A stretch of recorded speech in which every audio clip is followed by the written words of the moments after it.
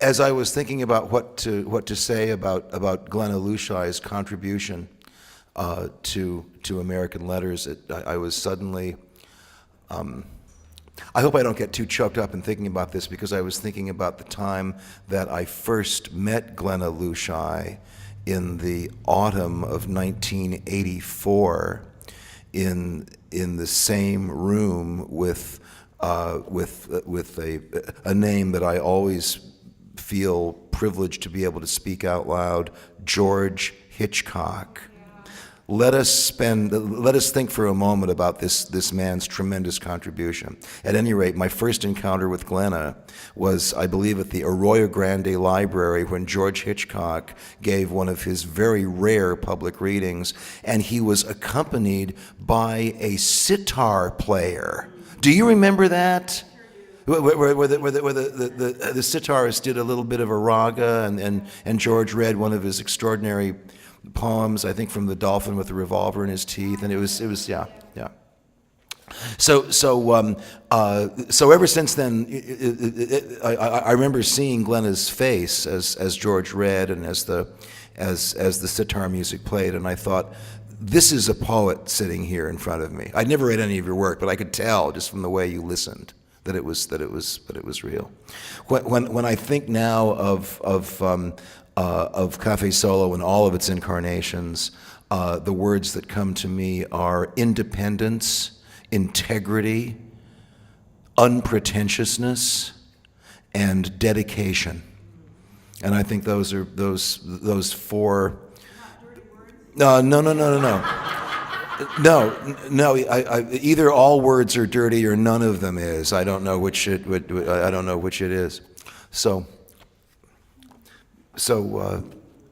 it's great to be able to share the experience of living and in the poetry world with Glenna Luchei. This is a poem that makes a reference to another poem, and the poem it makes a reference to is somewhat of an anthology hit. It's Robert Hayden's "Those Winter Sundays." Do you know that? Do any of you know the poem about the father and the heating up the furnace and everything? And he says, and it begins, "I remember Sundays," and that was the trigger for this poem. And it's simply called rereading Robert Hayden's "Those Winter Sundays."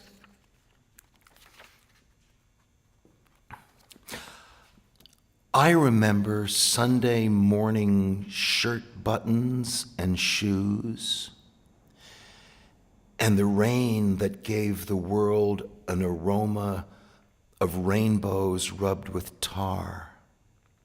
I remember feeling like jays nested in their family tree, crackling as children arranged their jacks beneath it.